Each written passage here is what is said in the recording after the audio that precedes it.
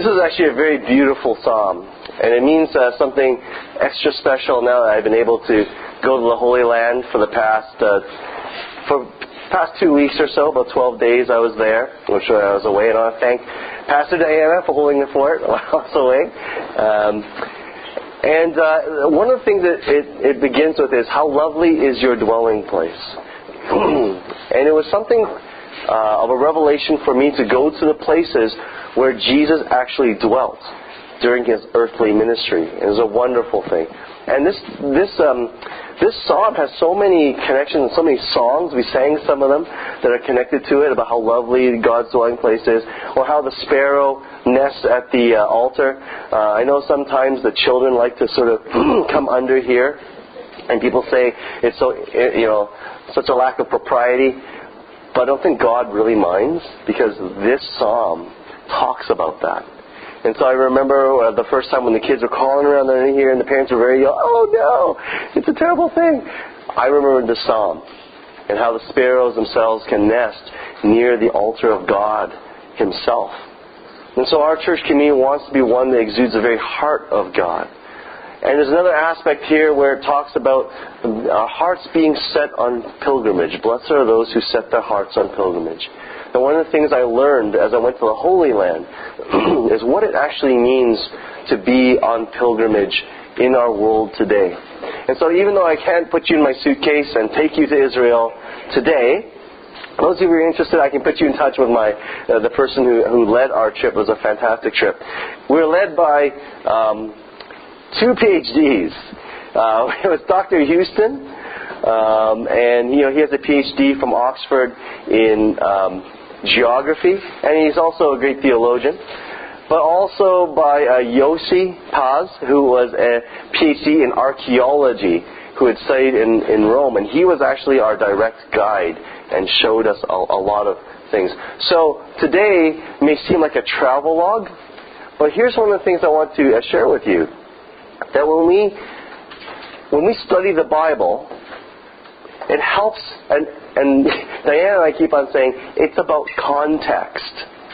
It's always about context. And it's not just the context of the words in the Scriptures, what comes before it, what comes after it. It's about understanding the actual historical and even physical context. So I was given an opportunity to see things or to understand a context that I've never grasped before, but now have a better idea of, having gone to the Holy Land. And in fact been in some of the very places that the events of the Bible take place in. So my sermon today is about journeying with Jesus in the Holy Land. This is actually me in one of the caves near Gaza, in the southern area. It's a beautiful cave system, but that's just one of the places I was able to be in. So let's begin. And I want to begin with this passage of Scripture.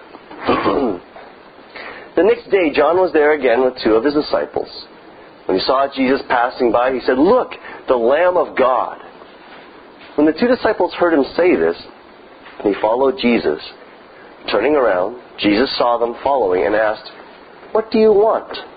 They said, "Rabbi," which means teacher. "Where are you staying?" "Come," he replied, "and you will see." As I went on this trip to Israel, one of the things that I, in my prayer life, was asking is, why am I going? What do I want to do there? Is it just a trip to learn stuff? Is it just a trip to, be there? Is it just for entertainment, in a way, just to see things and experience something new? And I actually heard this invitation from Jesus as I was praying. And it comes right from this passage, the very last line. It says, "Come and see." Just like the psalm that I mentioned, Psalm 84, "How lovely is your dwelling place." It was as if Jesus was saying to me, in my friendship with him, in my relationship with him, I want you to see what I have seen with my own eyes. I want you to be in those places. And so on this trip, I had a sense of looking for Jesus, not because I'm separated from him, but to find out where he is where He was, so that I might continue to be with Him in ways in which now I understand what He is talking about. And so that was the opportunity that was given to me in this passage, so it helps me understand that. So, as I said, it's good to understand context, and we want to look at the geography of the Holy Land. Sorry, this is a bit blurry because it's not as good. This is the current up-to-date sort of borders and lines. As you'll see, if you can't see the writing because it's very messy, this is Tel Aviv, this is Jerusalem, this is Galilee, this whole area up to the north, this is Judea down here. And this is, for those of you interested in political stuff, we prayed over the Gaza Strip. This is where the Philistines used to live. Ashdod and Ashkelon used to be regions of the Philistines back in the day. And this is the West Bank. This is held by Palestinian authorities. And so the Gaza here is held by Hamas, and this is more by a moderate grouping.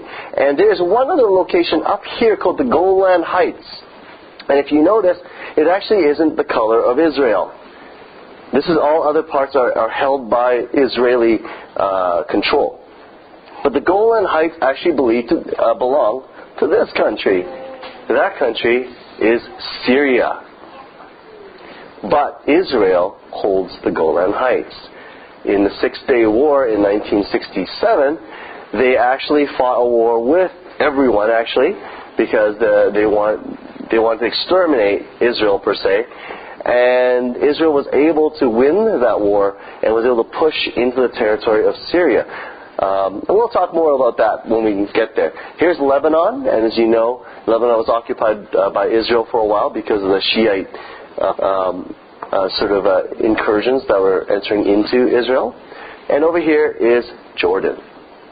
So this is more Jesus' time, what it looked like. And you'll see sort of how it sort of fits in with each other. This is the time of the Romans, and this is the way the Romans actually cut everything up. So Philistia is here. And the land of Palestine is actually named after the Philistines, who are no longer there. And weren't even there even in Jesus' time. But they just called the whole area Palestine, the Romans did. And so this is the map that we'll be looking at more as I share with you my travels. So here is the map of the northern region. This is the older map. But, we began our journey here at Joppa. It's also where Tel Aviv is. So Tel Aviv surrounds Joppa. So after flying for like 20 hours, like 5 hours to Toronto, a layover of 2 hours, and then 10 hours into Tel Aviv, we were taken right away because we landed in the morning. We were taken directly to Joppa. And what is cool about Joppa? This is a part of Joppa. This is the part of the old city of Joppa. There's two significant events that happen in Joppa in the Bible. One of them is Joppa is the place that Jonah runs away to. Now Joppa has different names as well, and all these cities, because they're so old, we're talking about like 4,000 years, some of them, that their names have changed several times. Jerusalem itself has 70 different names, and we'll get into that a little later. But this is where Jonah ran off to try to, and he got on a boat, and of course he goes out, and that story tells about him coming to the city. But more importantly, this first place that we went to is where Peter was when he received the vision of this sheet that comes down with all this, what they called unclean food. And God says, rise up, kill, and eat. And he's like horrified, because as a Jewish believer or Jewish person, he doesn't eat that stuff like pork. I remember our first day there in the hotel. They had a huge buffet that surrounded the room, like on every side. Like there was dishes of hummus, and they even had a honeycomb, like, that was dripping honey, and they'd carve out of it. It was like crazy. But what happened was, one of our fellow travelers said, do you have any bacon? And I looked at her and go, no. and I said, don't ask. That's unclean food. And so there's no pork anywhere. And if you want a steak, you have to have it fully cooked, because you're not allowed to eat blood in the animal. So for those of us who enjoy a medium rare or rare steak, forget about it. It's not happening. So no bacon, no steak. That's anything but broiled. But here it's very significant because this is the place where God revealed something to him. And our guide, because he is Jewish, understood that the sheet that came down was described as having tassels. What piece of cloth during Jesus' time has tassels and is white? There's only one piece. Every Jewish person would then think immediately of the talit. It is the most holy piece of cloth that they can have, because they would pray with it. And so what's happening was there were these filthy, unclean creatures being wrapped up in a talit, which would have made it unclean.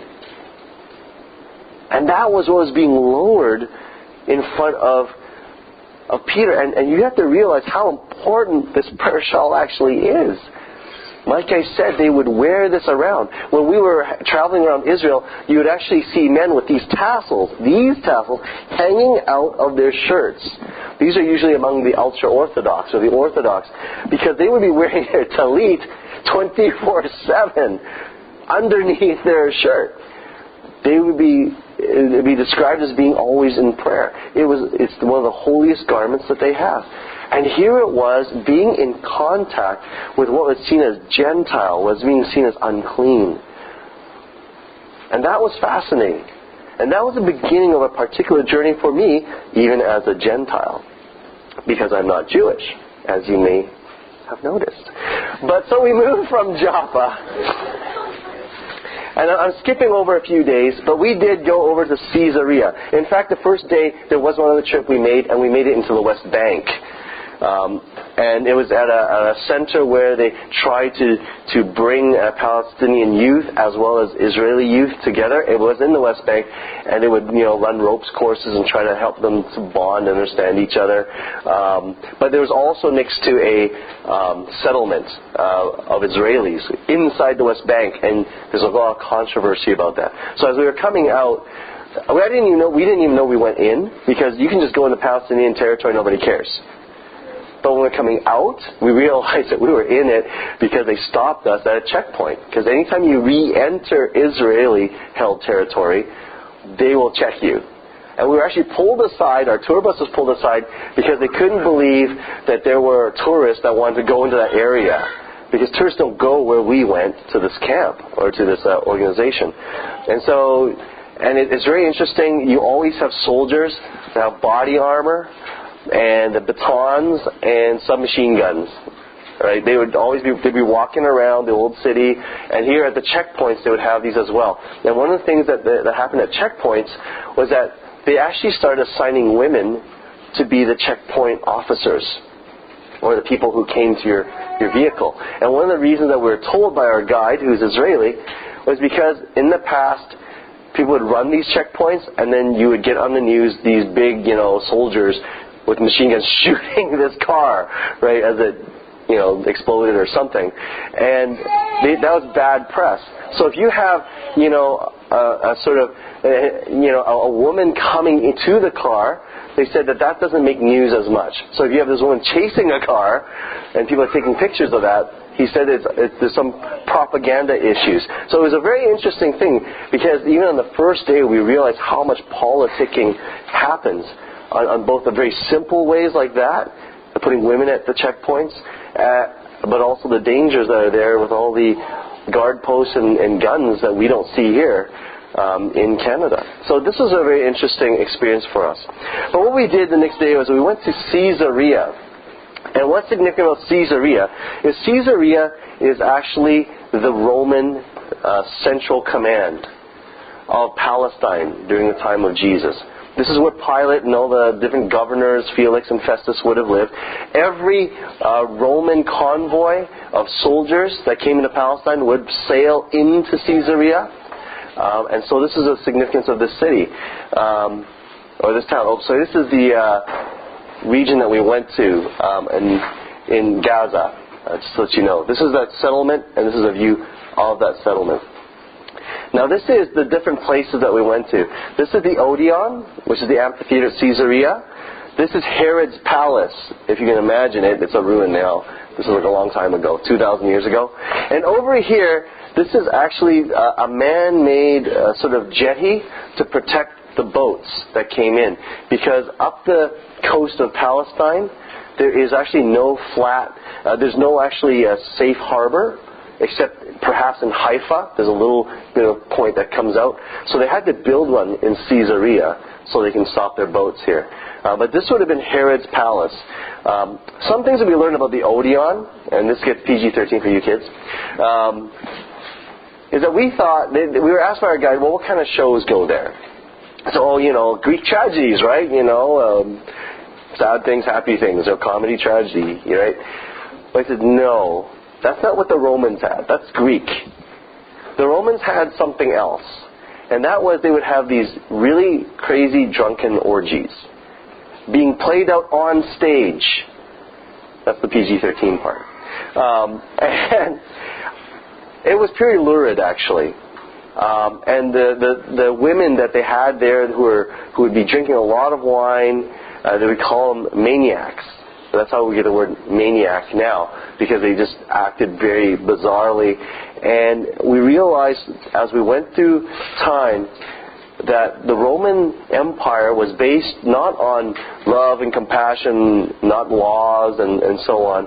It was based on violence and sexuality, and in a severe way. So over here is actually the Colosseum that would have been in Caesarea. And the reason why there's sand on the bottom of a Colosseum, whether it's in Rome or anywhere else, is that it absorbs the blood of people fighting. It was a pretty violent place. And that was it. Herod's palace, Herod gets a little weird. Herod the Great was one of the greatest builders of his time. But he had married a Hasmonean wife named Mary. She was part of the old Jewish empire that fought against just a rebellion so that the Jewish people could have a state for like about 20 years or so, or 70 years.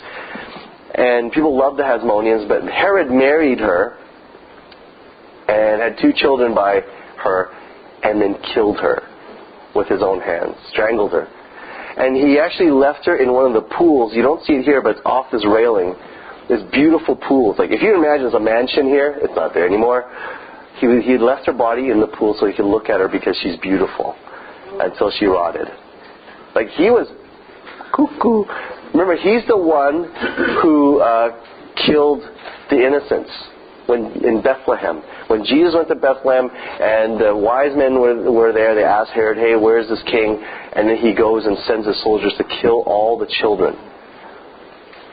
A lot of us don't believe that that's possible, but all historians believe it's possible. Because they know what Herod was like. In fact, he ended up murdering both of his sons that came from Mary. So it got to the point where one of the historians record that maybe even the emperor was saying, it's better to be Herod's pig, or better to be his pig, than to be his son. And you know how they feel about pigs, right? Being Jewish. So it was rough. And over here is an aqueduct that was a little bit further away. It was a great feat of Roman engineering. They were famous for their roads. They were famous for their aqueducts, mainly because they had come up with the Roman arch, which then allowed them to build very tall structures. And also for the Roman legion. These are the great accomplishments of the Roman Empire. And we saw all these while we were in the region of Caesarea. So, context. Anyways, we went up to Haifa, the Haifa University, and we saw some things there, like the widow's mite. The widow's mite is about this big, And we also saw the Tyrian shekel, which is a little bit bigger. The widow's mite you can actually go buy in Israel. There's a lot of them. They're very small, so a lot of them are worn down. The cheaper ones are about $50 a piece. So not really a widow's mite anymore. And the Tyrian shekel, which is what was found in the mouth of the fish. Jesus is supposed to pay taxes, and he goes to Peter, hey, go and find a fish. And he finds fish, and in its mouth are 2 coins, one for him and one for Jesus to pay their taxes. And it's called the Tyrian half shekel. The Tyrian half shekel now goes, the cheapest ones you can find are $10,000. So we visit antique shops. And you know how we go to antique shops here, you get your furniture, like maybe if you get it 100 years old, it's like, oh, it's like amazing.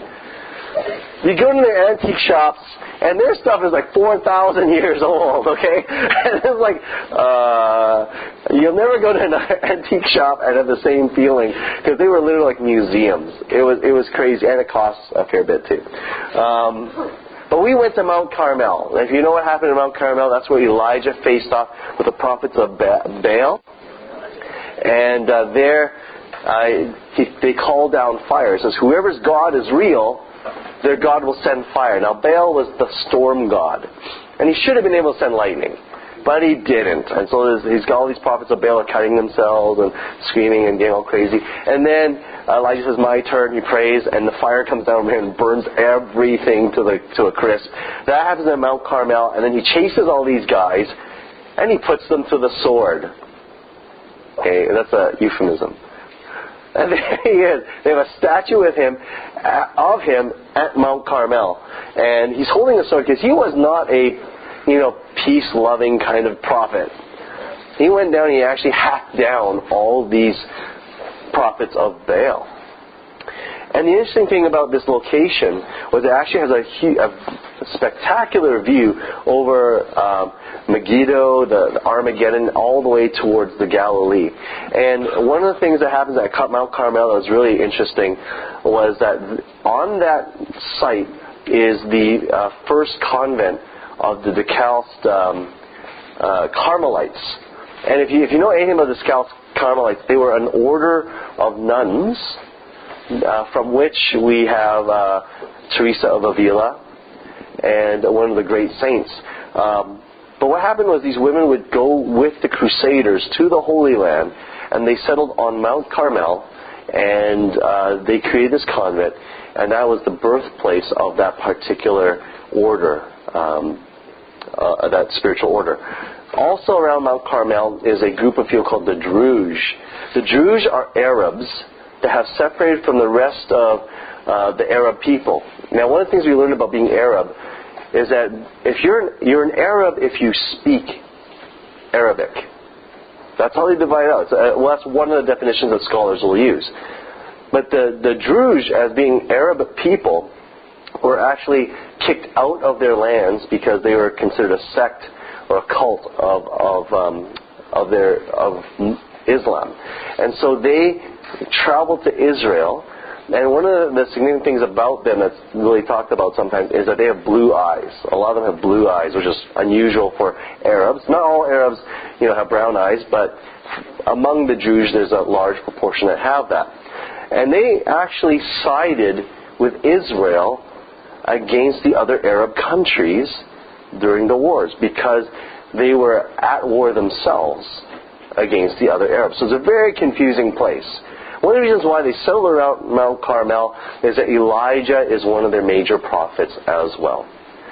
So they have a flag that has 5 different colors. It's kind of like a rainbow flag, not as many, but that's how you identify the Druze. And in there, they actually hang their flags around their buildings all the time. Whether they're Palestinian or whether they're Israeli, there's a significant way to understand who is who. So we crossed this, what we call the plain of Armageddon. We passed Cana. I know someone's named Cana here. And also Nazareth. And we made our way to the Sea of Galilee. This is the city of Tiberias as it is today. And this is our first view of the Sea of Galilee, where Jesus did a lot of his ministry. It's an amazing place, and while we were there the whole time, the sea was very calm, which was great. But apparently there are storms that happen there. This is a boat from around the time that Jesus would have been. Because around 70 AD, when the Romans really came down to crush the rebellions of the Israelites, they actually sank all their boats. And this boat was almost perfectly preserved. Well, perfectly, if you call this perfect. But they had it preserved because it was under the water, under the sand, and it was somehow preserved. And this is the kind of boat that Peter would have owned, or the fishermen would have owned. This is a nicer boat. This is one of the nicer quality boats built with cedars, or the better wood. And this is one of the oldest boats that they have around. And then this is us sailing on the Sea of Galilee, not on an old boat like that, but had a propeller and the whole thing. But this is what it looks like on that morning that we sailed there. And we did get a chance to swim in it too. So this is our tour group. Here we are. After one of the evenings, we came home. We're so hot and sweaty because like 30 degrees out all day. We decided to go for a swim, and it was fantastic. What you have over here is the Golan Heights, which we talked about belonging to Syria, and it was just really comfortable. The reality is the water's only like this deep. And we had to crouch down to make it look deep, because the beach we were on was really quite shallow. But it was a beautiful place, and you just had this wonderful experience of being in the water that Jesus walked on, the water that Jesus would have been in the fishing boats on. This is what it would be like. So from the region here, we went up to the northernmost area of Israel. And actually is the border with Lebanon to the left there. Tyre is part of Lebanon. And to the northeast is Syria. And everything else to the right here would be Syria until you get a little further down to Jordan. But Dan is about as far north as you could get. And the interesting thing about Dan is that's where they set up high places. We actually saw the site of where they had altars. When Israel split and became the southern kingdom and the northern kingdom, the son of Solomon divided that kingdom because people hated him. And only Judah and Benjamin remained, along with the Levites, in the southern kingdom. They became the northern kingdom of Israel. And the northern kingdom had one place of worship for idols, and that was in Dan. Next is Caesarea Philippi, where Jesus has a conversation with the disciples, and I'll share more about that in a moment. This is actually up there in Dan. It is actually one of the headwaters for the Jordan. It comes off Mount Hermon. So if you see Mount Hermon in the Bible, it's actually the northernmost mountain. It's the mountain that feeds most of the water that goes down the Jordan. But in any case, this road is actually the road to Damascus. And this is about high noon when we were walking here. And if you know anything about Acts, this is where Paul would have walked to get to Damascus. This is the road to Damascus. And he sees Jesus around high noon. To give you an idea, there's actually a highway called the King's Highway, or the Via Maris, the road of the sea, that comes up this way and then cuts across and then up towards Damascus. This is the main road of all the empires that they would travel to get from Mesopotamia, like whether it's Assyria or Babylon, to Egypt. And as you may or may not know, Egypt and the Mesopotamian empires would fight with each other from time to time, and they would send their armies up and down this same road all the time. And Palestine and Israel became that primary thoroughfare for these empires to travel. And so the road to Galilee would have come from down here, and they would have, Paul would have, the road to Damascus, Paul would have come out of Jerusalem, up this road, across to around Galilee, and then up towards Damascus. And this is the road that we were on. Not much to look at, but the Romans had it paved for a while, and this is on their end saying this on the paving. It is clearing it enough so that they can move their armies. This is Caesarea Philippi. And this is a place called Banios or Panios. This is where Jesus turns to his disciples and says, "Who do you say I am?" So they say, "Who do people say I am?" And they say, "Oh, you're Elijah." And he says, "But who do you say I am?" And Peter says, "You are the Christ, the Son of the living God." And then Jesus says, "This was not revealed to you by people, but by the Holy Spirit. And on this rock I will build my church, and the gates of hell will not overcome it." What you see here is what might be considered the gates of hell, especially this hole. There are actually several different temples that were built at Caesarea Philippi. Behind this tree would have been the temple of Augustus, the emperor. To the right here would have been the temple of Zeus.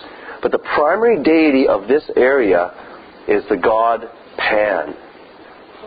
And the god Pan is considered with goat legs, and we've seen that, and he's got horns. It's actually from Pan that you actually have a lot of imagery of the devil. Because the devil, in some of the imagery of the medieval times, has goat legs and horns, and has a pitchfork too, but that's different. That's added. But this cave is called the Grotto of Pan, and this is what the people in this region believed, even in the time of Jesus, as influence of the Greeks. What they believed was that the god Pan was the fertility god. And what would happen is every season, Pan would go into Hades through this cave, the gates of hell. And he would go down into it, and what people would do to call him back out, and this came from actually a Canaanite religion, is that they would try to lure him out by throwing their babies into the cave while they were alive. Because they thought that if they sacrificed the seed of their bodies, or the seeds of other things, that the god Pan would hear them and be lured back out of Hades. So you begin to realize how much fear and influence these people lived under, how much superstition. And when Jesus talks about, the gates of hell not overcoming the church, it is about these false religions, perhaps, that were in Caesarea Philippi, that these people were actually bound to. They felt like they had to do these things, and it became a part of their society, a part of their culture, and part of their religious practices to do some of these things. That seemed horrible to us, but for them, that was a normal occurrence. It seems so far outside of our understanding, but these are the practices of that time. We went from Caesarea Philippi to Bethsaida, which is the home of Peter. This is where he would come from. And Jesus did some healings there as well, if you read Scripture. So Bethsaida now looks, if you look at Bethsaida, here's one thing to look at, is look at the region that we had to go through. It actually is not a straight line. We actually had to go to the east and around through the Golan Heights. And one of the things that we saw in the Golan Heights was that there's nothing there. It's all rubble. If we saw a building, it was all shot up. And literally it was shot up. Because this was a war zone. Nobody lives in the Golan Heights. The only things we saw in the Golan Heights were army bases with tanks and things like that. The reason being is that although the Golan Heights, from a UN declaration, was supposed to return to Syria, Israel refuses to do so. The reason being is that they can shell the rest of, because the Golan Heights is a mountain range, and as you saw when we were swimming, we wouldn't be swimming if there were actually military installations and artillery on those hills. Because what would happen back in the day is that Israel is afraid that Syria will take that, and they will begin to shell again into the Galilee. And this is why Israel now continues to hold on to it, and it is a place of contention. So we did drive through it, but there's nothing there. It's really a war zone, no man's land. And our guide knew something of this because he was conscripted as every Israeli man and woman are required to serve in the military at the age of 18. And he talked about some of the things he saw. There were pretty horrible things because he was in part of the Lebanon incursion. And he said everyone suffers from PTSD in Israel in some way. Because you're a young person, you go into war zones or, if there's depending on what's happening politically. And it's a difficult time. But anyways, this is the ruins of Bethsaida itself. You can imagine, Peter grew up here. Imagine going back to your hometown. This is like 2,000 years though. So in 2,000 years, who knows what's going to be here? Vancouver is nowhere close to 2,000 years old. Canada as a confederation, from the European rule, has not been around even for 200 years. 2,000 years changes places.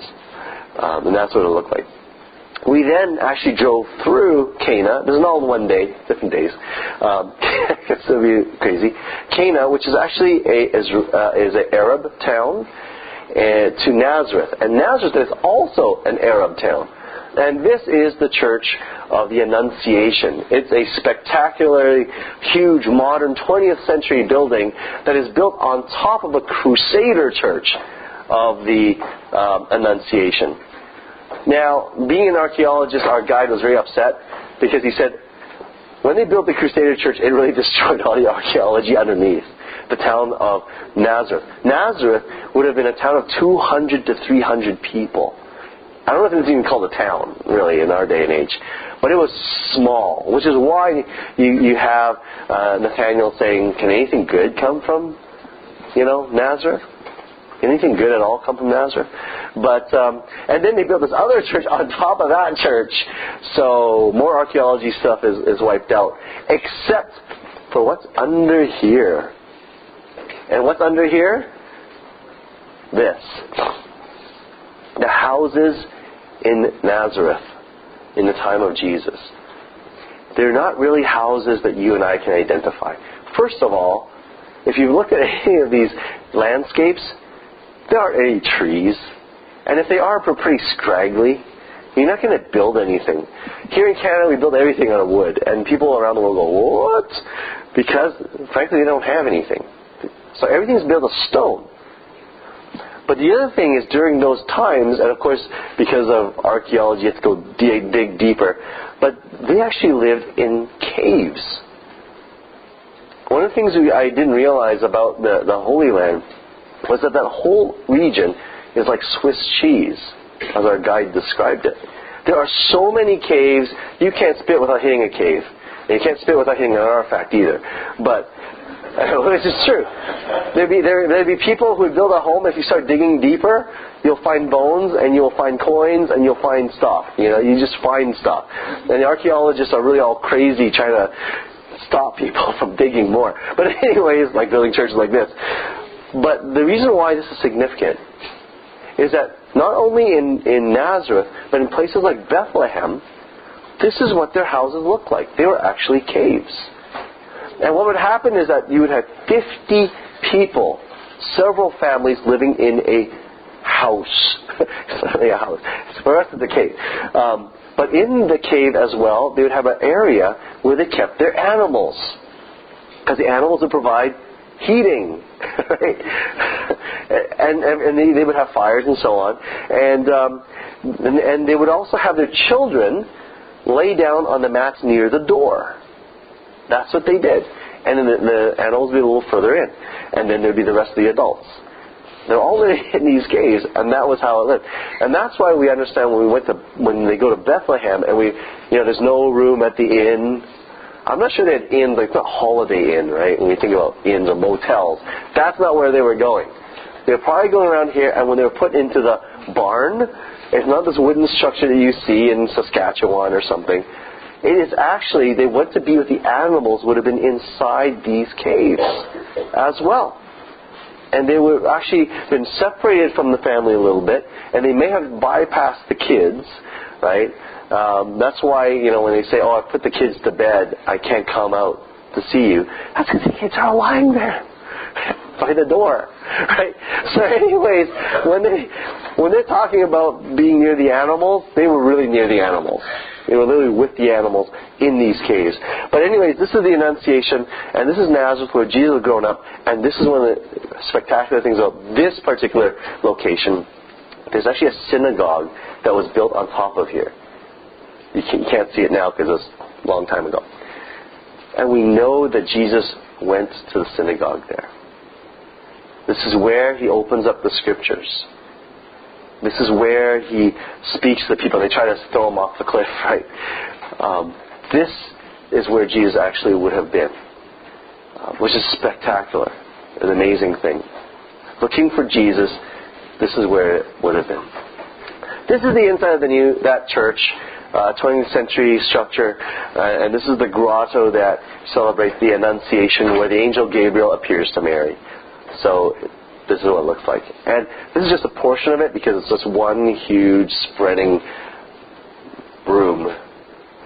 And it's in a circular form, as memorial churches tend to be. So from Nazareth we went to Capernaum. And if you know anything about Capernaum, that is where Jesus' base of operations were. And there we saw Peter's house. Not so much Peter's house, it was his mother-in-law's house as it's described. Not much to look at now. Like I said, everything's 2,000 years old. It's pretty old. And across from it is the synagogue, which people call the Jesus Synagogue, and he would have been there as well, in and out through that building.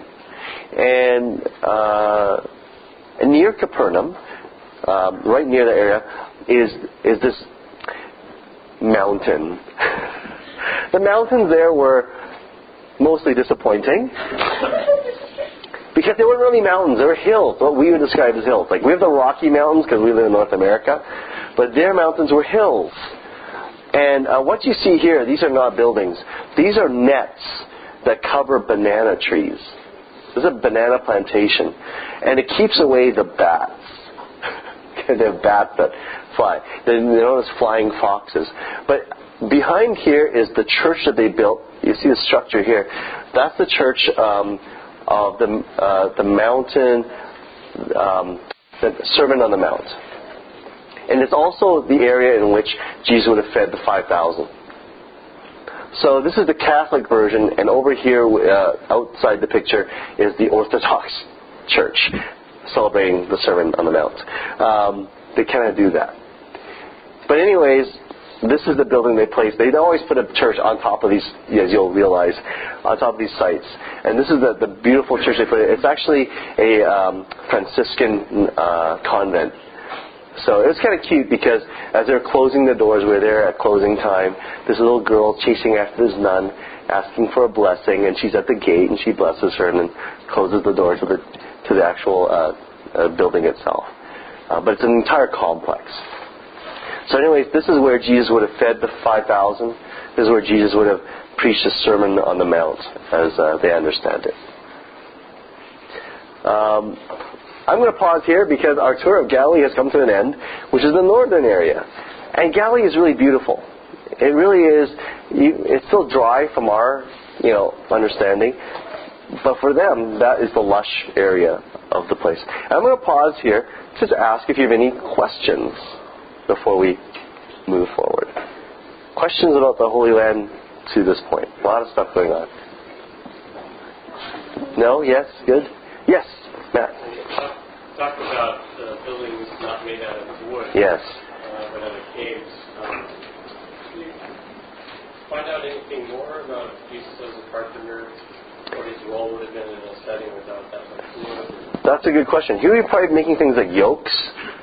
And they have a lot of wood. They will use wood for like bowls and implements and things like this, but they weren't using them as building materials. So doors could be made of wood. So that was pretty much as big as you're going to get, because the trees that they have are very gnarled and they're fairly small. So you're not going to get a plank of wood. You're not getting those. And so when they built those boats, and I showed you that old boat, that would come from Lebanon. So when they talk about the cedars of Lebanon, one of the reasons why they had to get their wood from another place was that they simply had no tree that was long like ours, like not firs or things that we have that they can make any planks out of. So a lot of them had to make smaller, things, or they'll make multiple pieces and put them together. But otherwise, there wasn't a lot of wood. Yeah. Feed troughs, small things. Yeah. Any other questions or thoughts? So I began to realize as I was following Jesus that this is a beautiful place to be. And then we began to move south. We're going to go to a not nice place. Most of the Galilee, they say about 80 to 90% of it still looks a lot like what Jesus would have seen. Not the Golan Heights so much because of the war zone, but most of the region around the Galilee. But as we went south, he said you'll see less and less of it, especially when we turn towards Jerusalem. But now we began to make our movement towards the Dead Sea, which we don't have any records of Jesus being, but I thought I'd just show you just for fun, because that's what it looks like. But here's one other thing that's very important. This is the Jordan River, and this is the Jordan River.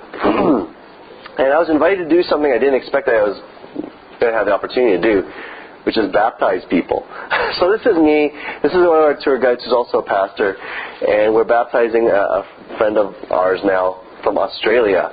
And so people can reaffirm their baptism in the Jordan, and there's one person in particular who actually was baptized for what they saw as their first valid baptism. So this is pretty crazy. You're in the Jordan River, you're baptizing people. It was just kind of out of my expectations. With the Beth Shan, and if you remember, it's in the reason this word does not occur in the Bible, but this one does. The Decapolis. The region of the Decapolis is a consortium of 10 cities. Deca, 10, polis, cities. The capital of the Decapolis is Beit Shan, and the word Beit or Bet, like Bethlehem, Beth Shan, means house. Shan is one of the gods, the god of the moon. And when they talk about crossing the Sea of Galilee, he was crossing from here, Capernaum, to here. This is the other side. And the other side is in the Decapolis region. This is where he cast out the demons of the demoniac, the person who's plagued by multiple demons. This would have been that region. But Beit Shan is the largest.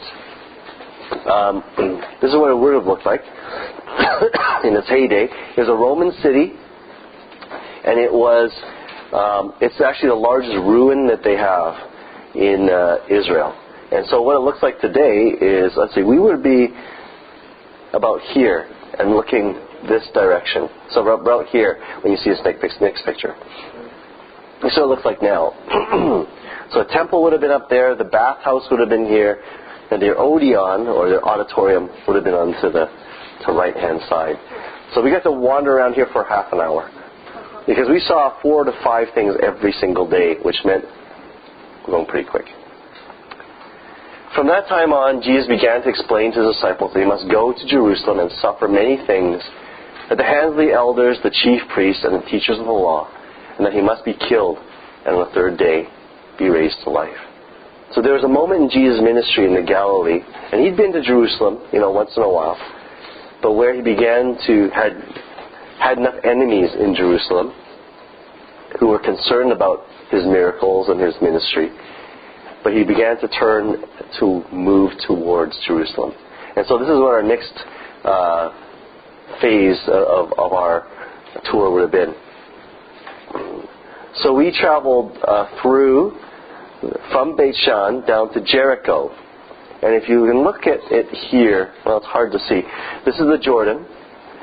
Going through from up here, Beit Shan, we had to go through Palestinian territory. And Jericho is found right here in these crossroads. And so there you see some very interesting signs where if you're an Israeli, basically it says you're not supposed to be here. So, but Jericho is worth visiting because of several things. It's one of the oldest cities we have in the world today. It's almost said that the wheel was invented there. And this is the ruins of Jericho. Parts of it anyways, that they've uncovered. The rest of it's underneath these people's houses. And what's important about the wheel? It's not just that you put it on a cart and you can move things. One of the most important things of the wheel is that they began to be able to spin it to create clay pots. And what clay pots were good for was the preservation of things like oil and food. And if you're going to create a settlement, what you needed was storage containers. They didn't have Ziploc bags, okay, which is what we have, or we have, Tupperware. They had clay pots. But this is what's left of what we can see. And if you can see, there's these cables that come across here. Those are for cable cars that go up to the Mount of Temptation. This is where Jesus is said to have been tempted. He went out beyond this mountain, and they built an Orthodox church right here along the cliff itself. And that's where you ride the cable car to. We didn't ride the cable car. But the interesting part about this is that on the other side, if you look, these are the mountains across the Dead Sea in what they call Moab. So from here, you see some very interesting things. Jericho is the place of Rahab, who's in the genealogy of Jesus. The Mount of Temptation moves towards a region where you have Tamar, where Judah meets Tamar, and there's a whole weird story about that. But she is also in Jesus' genealogy. And then towards Moab, the person who's from there is the Moabite Ruth. And so from this, we were actually on top of some restaurant. We kind of got to see the roof. We look down on Jericho. You look towards the Mount of Temptation, and you can see in the distance Moab. It connects all these three women in the genealogy of Jesus. From Jericho, we moved all the way down. There's actually another part of the Dead Sea here you can't see off the map, unfortunately. But there we visited the Qumran caves. This is one of them. You're not actually allowed to go in there for obvious reasons. But this is where they found the oldest existing parts of the Old Testament. And it was a spectacular, probably the most important archaeological find in all of Israel. So we actually got to see parts of those caves. But there's actually tons of caves. Like when I said Swiss cheese, there's like thousands and thousands of caves. Okay, and if you wandered into there, this is the desert. This is not a fun place. And this is the Dead Sea. It's 2/3 of it is mineral, and bromine comes off of it. As I told the kids, if you sit around there, you feel really good, really relaxed. Our tour guide joked and said that don't give your bags to the bellhops because they've been around there so long, you don't know where your bag's going to end up. And we got to swim in it. The reality is that you can't do anything except when you lay down, you actually literally float on it. You can't get yourself to sit down. Turning around or even standing up is difficult to do. It's crazy. So when you flip over, you actually end up on your belly, and you can't sink down. That's how it is. But it's a lot of fun, but it also burns. You get in your eyes, it burns. If you have a cut or even an abrasion on your skin, it burns. So you're not in there a long time. You go in there and you go shower that stuff off because you're burning the whole time. A lot of minerals. Don't eat it. Don't drink it because you'll get sick. So what we have is this, as I see. I can pass these around for those people who want to take a look at it. Don't taste it for obvious reasons. But this is actually, I dug this from the bottom of the Dead Sea. So that's what that is.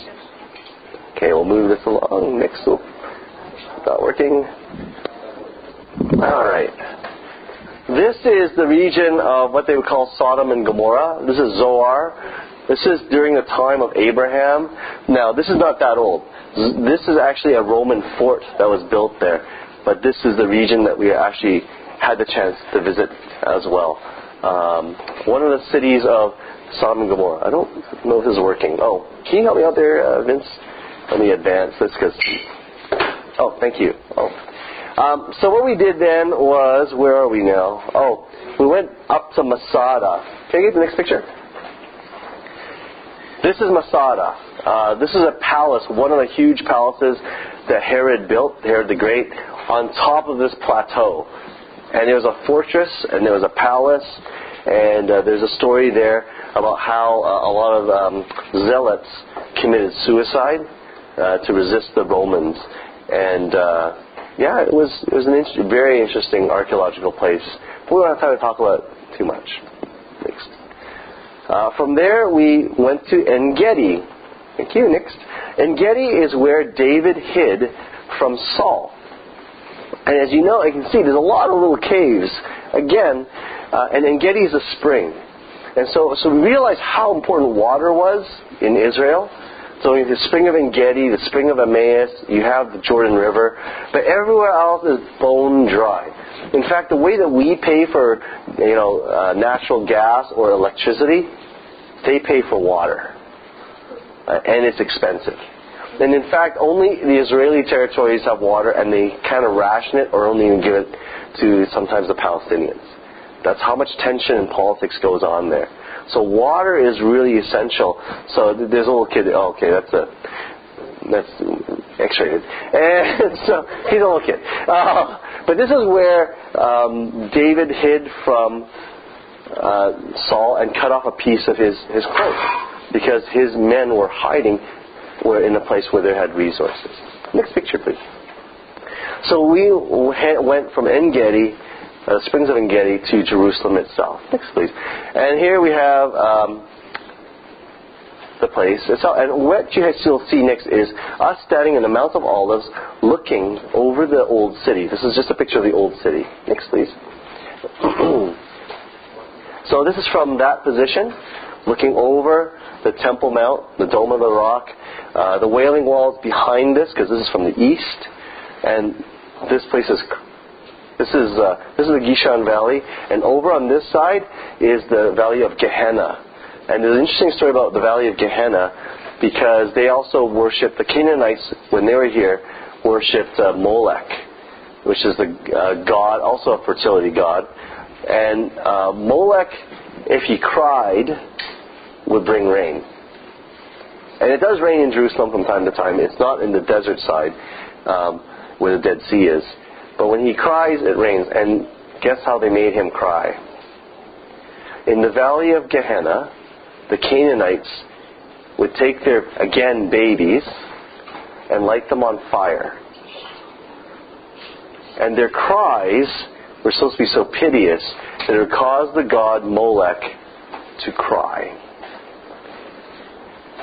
And that's why when you hear the word Gehenna, they are talking, it's described as being like hell. Right? And when we talk about the burning, this is the history that they would have understood and known, but we don't. And it's a very bad thing. So the Valley of Gehenna to this side of Jerusalem is where that would have occurred. And here's the interesting thing. Mount Moriah, which is where Isaac was supposed to be sacrificed by Abram, is actually up here, right here, overlooking that Valley of Gehenna. Which meant that the two things they could all see each other. They all know what's going on. And it's there that God says, you are not to sacrifice your son. You're not to sacrifice your child, like what would happen down in the valley. Within eyesight. It's pretty... So you begin to realize, whoa, okay, now I know what this means. It was actually a political, spiritual, religious statement that was being made when Isaac is being offered up. An interesting perspective. Okay, next one, please. I'll give you my thumb up to make things sense.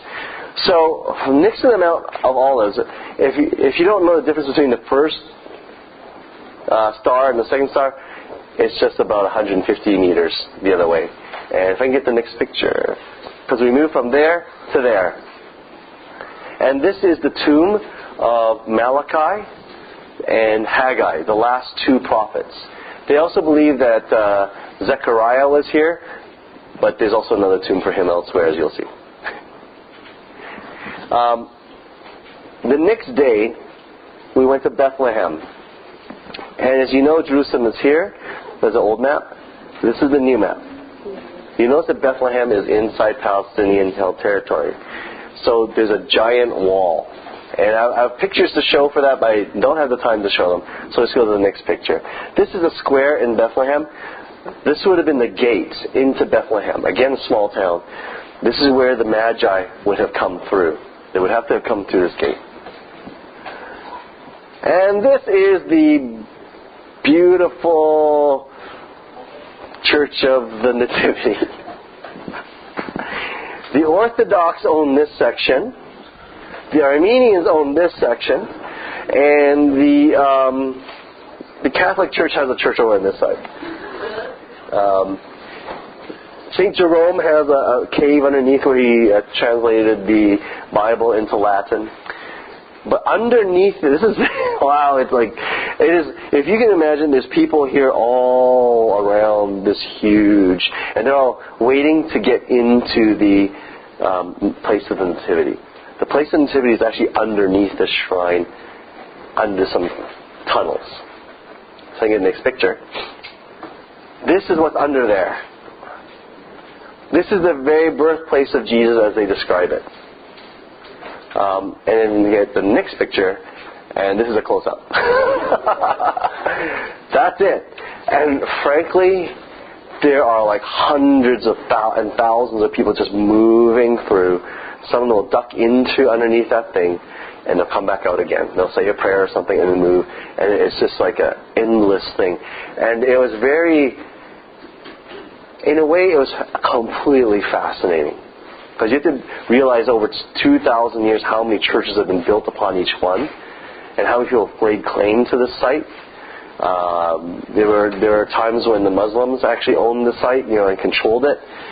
And you realize there that it's a little bit disappointing because it's not very pleasant there. It's a zoo. It's crazy. So it's fascinating but disappointing, and it's very conflicting from a spiritual kind of point of view. Next picture. This is the area where the shepherds would have met the angels, also known as the fields of Boaz, where he's supposed to have seen Ruth. This is near Bethlehem. Next. Here's the Damascus Gate. Next picture. This is the gate of Jesus' time. They built all this other stuff on top of it.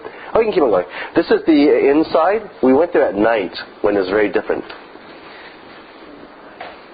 And we went all the way to... Oh, can you get the next one? There you go. From the Damascus Gate next to this area here, which is the Western Wall. Next one. Oh, actually, we traveled through here, around, and to this place where there are actually Roman stones. Next picture. And then we also went down here. This is the tomb of Absalom. Next one. And next. So we moved from there, a little bit further away, to the tomb of, remember Zechariah? That's supposed to be in the other place. This is actually where they say he is now. So there's multiple places where they think these guys are buried. They actually believe this one is probably more legit, the archaeologist says. So he actually ignored the other one. So you could tell that he didn't believe that really was the tomb of Zechariah. But this is more spectacular is what it is. And so we moved from there. Next one. And next. And next. To the Garden of Gethsemane, where I got this rock. This is actually what the garden looks like. It oversees Jerusalem itself. Next. And of course they built a church there. Church of the Agony, Church of All Nations. And then we went to this gate here, next. And finally into the Temple Mount itself. This is Temple Mount. This is the very top of Mount Moriah, where Isaac was offered to be sacrificed, and where God stopped him. It's spectacular. No Jews are allowed there because the rabbis won't let them go because of an unclean place due to the Muslims. But we rushed through there because the next day, or that very day, there was a conflict at Gaza that sparked off what's happening now with all the rockets and everything. But this is where it would have been. Next. This is okay, keep on going. This is, we travel from here, and we travel all the way around to, next, the Wailing Wall. Next picture. And there it is. This is the women's section. It's full. They can't even get to the wall. This is the men's section. Not only is it kind of empty, they actually have one that's under here so that they don't have to be in the sun. There's issues there. But one of the reasons why they closed the Temple Mount afterwards is that because up where we were in the previous picture, the Muslims would throw rocks down on these guys. They didn't want that to happen, so they closed Temple Mount. Next. Next. We then went here, which is the upper room. Next. Upper room looks like this. Whoops, go back. The upper room looks like this. This is a Crusader version of it. The upper room is supposed to be on this site, but it's gone now, right? The house is gone. Next. Next, Jaffa Gate. And one more. Here we go. The Church of the Holy Sepulchre is coming up. Next one. This is Golgotha, which is inside. This is where Jesus was to have been crucified. Next. This is the Church of the Holy Sepulchre, the main rotunda. And in here is supposed to be where Jesus was buried. Probably in this area, but realizing that the tombs and so on were destroyed by the Arabs when they took over the region. Again, is like a zoo. Lots of people. Next. Can't see them. A little dark. But the whole place is full. Next. Instead, they took us to a part of the church, a chapel that was owned by the Syrian church. There are 6 different churches that have chapels inside the Church of the Holy Sepulchre. The Church of the Holy Sepulchre is actually one big building with many, many different chapels and everything inside it, owned by different churches, 6 different churches in particular. And we went to the Syrian one because they actually have a tomb that would have looked a little more like where Jesus would have been. Next one. We then went to a model of where Jesus was at the Israel Museum. Next. And this is the Shrine of the Book. I don't know if you got to go there, Diana. This looks like the top of a scroll, but this is where the Qumran scrolls would have been. And this is a facsimile of Isaiah. You can get the next picture.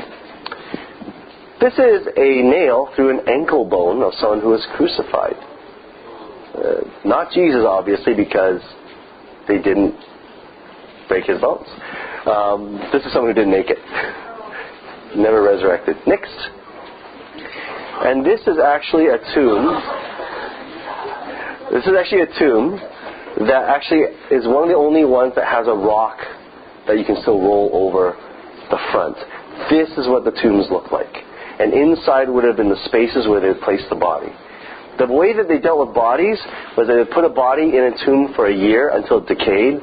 They go back in, pull out the body, and put it into a box. A box as wide as the skull and as long as your femur. And then it became an ossuary. So they would reuse these tombs. That's what happened. And that would have been Jesus' fate if he didn't get up after 3 days. Next.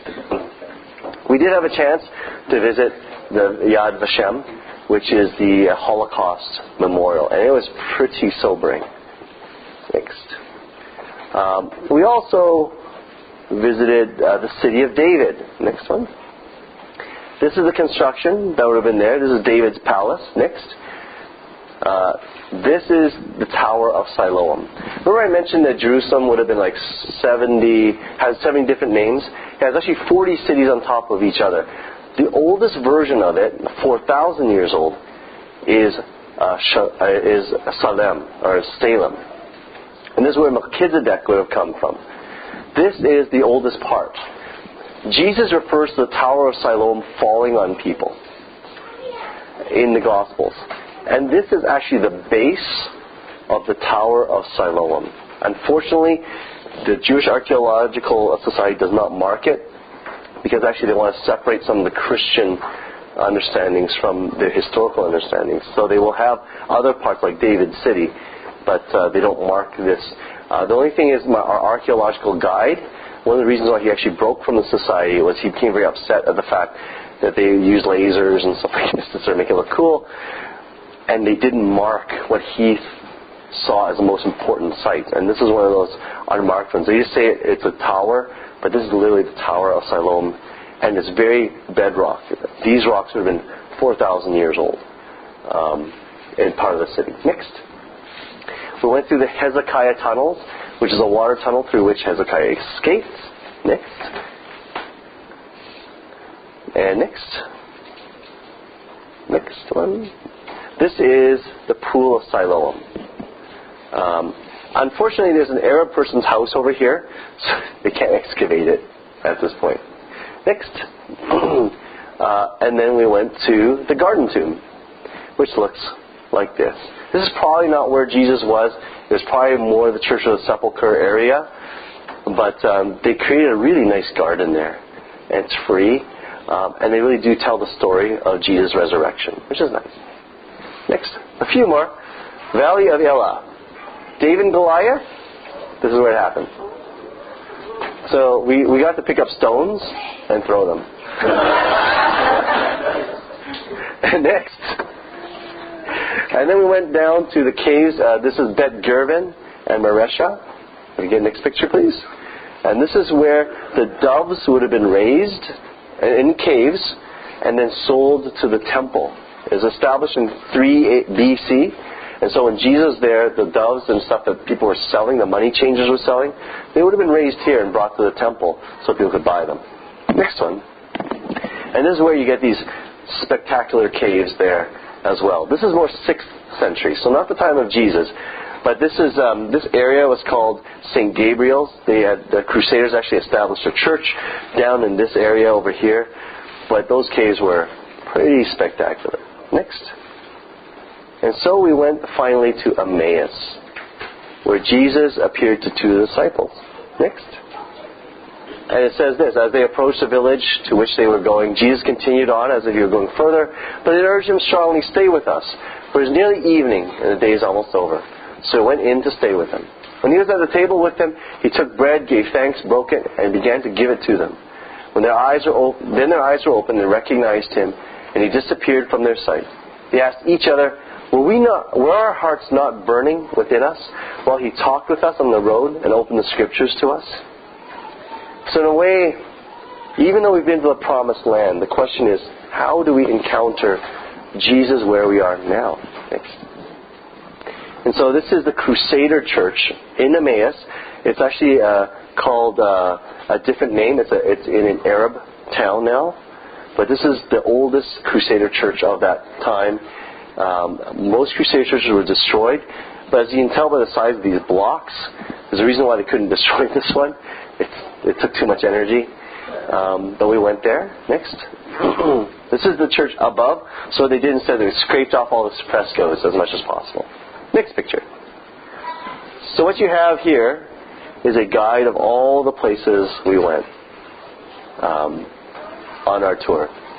From Joppa to the north, to the south, and finally in towards Jerusalem. And Jerusalem is one confusing place.